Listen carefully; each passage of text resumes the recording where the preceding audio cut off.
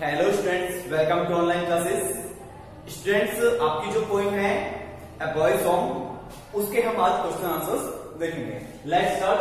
आओ देखते हैं अ बॉयज सॉन्ग। अ बॉयज सॉन्ग, इस पोएम के पोएट हो रहे हैं Wilfred Wilson Gibson. Wilfred Wilson Gibson, ठीक है। इस पॉइंट में से आपके मोस्ट क्वेश्चंस कौन कौन से बनते हैं, आओ देखते हैं। Let's see. क्वेश्चन नंबर आपका जो फर्स्ट है, इसमें जो फर्स्ट बनता है तो उसमें यह है कि why do all the birds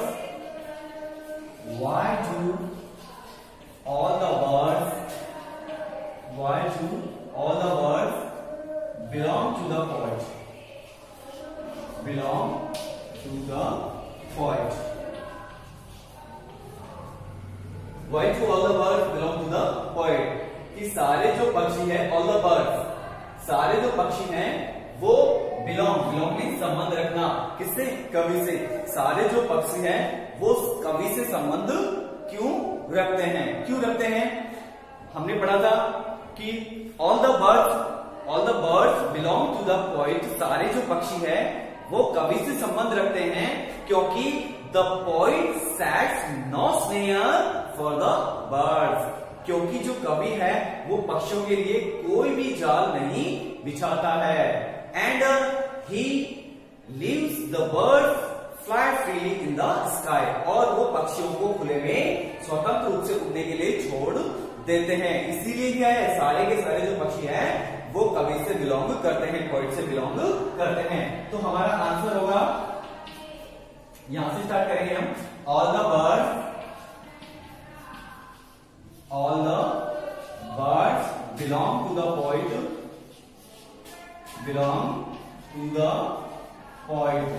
all the birds belong to the poet because, क्योंकि, ही का मतलब क्या है यहाँ पर? Poet. Because he sets no snare. Sets का मतलब होता है बिछाना, स्नेयर मीन्स जाल। Because he sets no snare for the birds, क्योंकि वो कवि जो है पक्षियों के लिए कोई भी जाल नहीं बिछाते हैं। और ही लीव्स, वो छोड़ देते हैं, देन उनको फ्लाई फ्रीली, वो उनको स्वतंत्र रूप से उड़ने के लिए छोड़ देते हैं इन द स्काई, आकाश में। इसीलिए क्या है, सारे के सारे जो पक्षी हैं वो कवि से बिलोंग करते हैं, पोएट से बिलोंग करते हैं। नेक्स्ट क्वेश्चन जो आपका बनता है,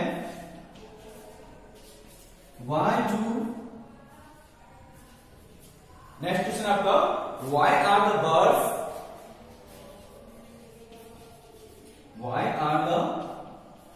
birds able to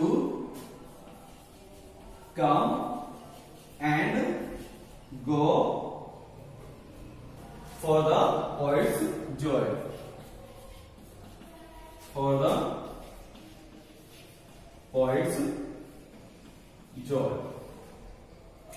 Why do all the birds come and go for the poet's joy?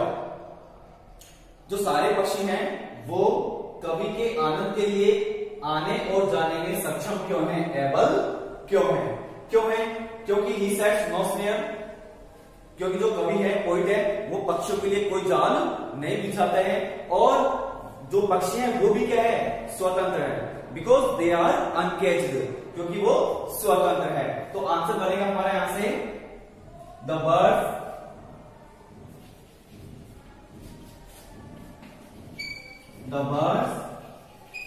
Are able to come and go for the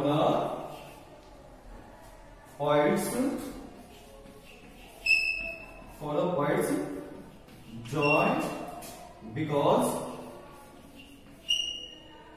because they का मतलब क्या है? दे से मतलब है from blue tip to eagle, from blue tip to eagle, यानी blue tip से लेकर के ईगल तक सारे जो पक्षी हैं, because they are uncaged, because they are uncage, क्योंकि वो क्या है? अनकेज। अनकेज का मतलब होता है स्वतंत्र। केज, CAGE, केज का मतलब होता है पिंजरा, ठीक है, और केज का नहीं होता है पिंजरे में बंद होना, और इसका अपोजिट क्या हो गया? अनकेज, यानी वो पिंजरे में बंद नहीं है, अर्थात वो स्वतंत्र है। तो the birds are able to come and go, जो पक्षी है वो आने और जाने में एबल है, सक्षम है, फॉर द पॉइंट्स, जो कवि के आनंद के लिए, बिकॉज दे, यानी ब्लू टिप से लेकर के ईगल तक सारे के सारे आर अनकेज्ड। वो कैसे हैं? अनकेज्ड है, स्वतंत्र है। तो आप इन दोनों क्वेश्चंस को नोट कर लीजिए। हाँ तो स्टूडेंट्स, नेक्स्ट क्वेश्चन देखते हैं। नेक्स्ट क्वेश्चन है आपका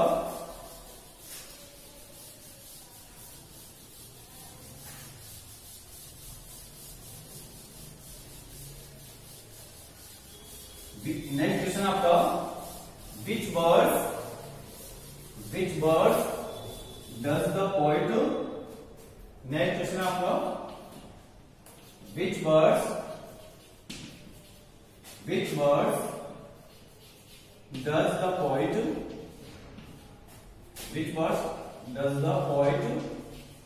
mention in the poem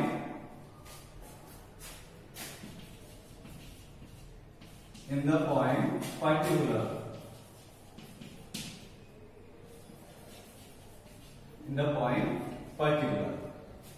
कि कौन से पक्षियों के बारे में जो कवि है वो मेंशन करते हैं, बतलाते हैं इस कविता में पर्टिकुलर मीन्स विशेषकर।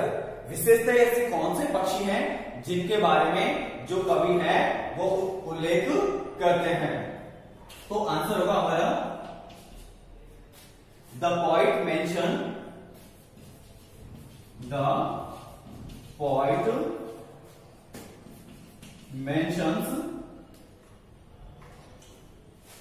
in the poem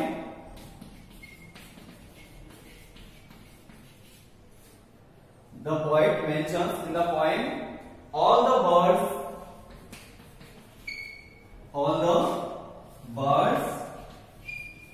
of the air, जो आकाश, एयर से मतलब है यहाँ पर sky, Akash.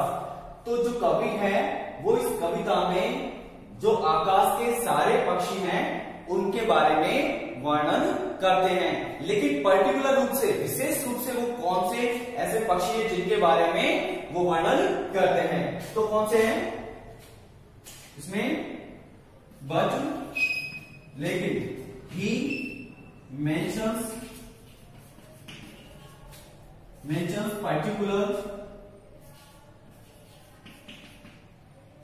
particular blue-tit and eagle.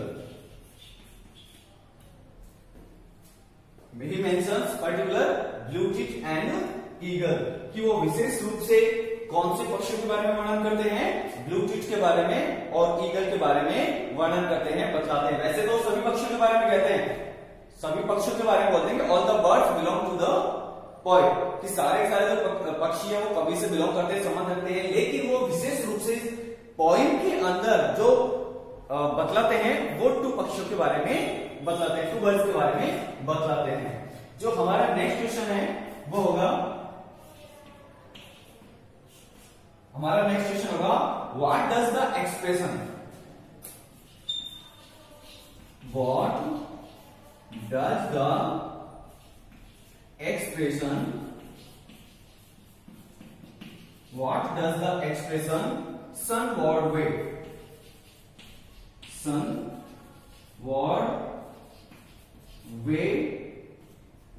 sunward wave what does the expression sunward way in the point mean?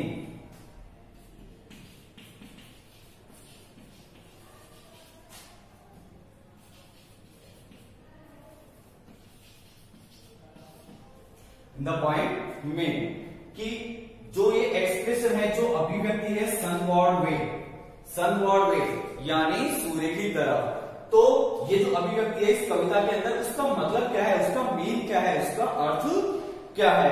तो उसका अर्थ क्या है कि सनवर्ड वे, कि जो कवि है, पोइट है, वो सूर्य की तरफ जर्नी के लिए जाते हैं, सूर्य की तरफ यात्रा के लिए जाते हैं।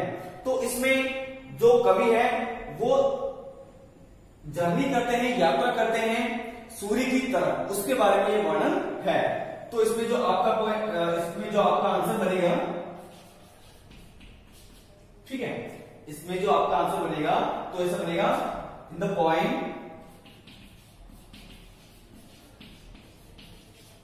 Point the expression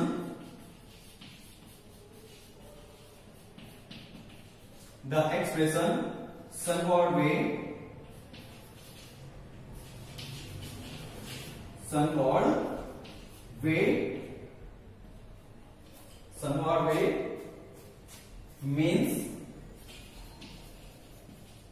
means journey towards the sun.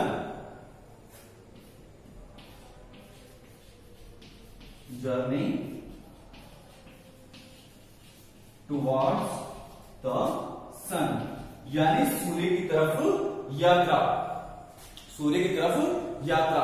तो इसमें जो पोइट है वो इमेजिन करते हैं, कल्पना करते हैं कि वो ईगल के विंग्स पर, ईगल की पंखों पर ऊंचा, बहुत ऊंचा वो उड़ रहे हैं और ऐसे लग रहा है जैसे कि वो सूर्य की तरफ जा रहे हो। तो the poet in imagination,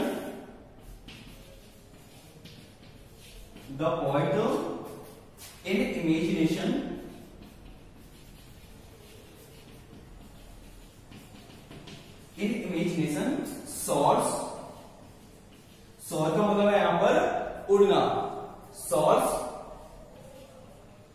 higher and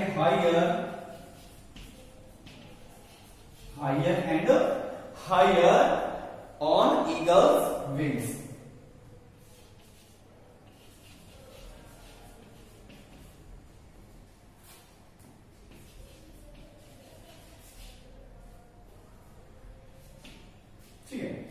in the point the expression, इस कविता में जो एक्सप्रेशन है सनवर्ड वे, उसका मतलब है जर्नी टुवर्ड्स द सन यानी सूर्य की तरफ यात्रा।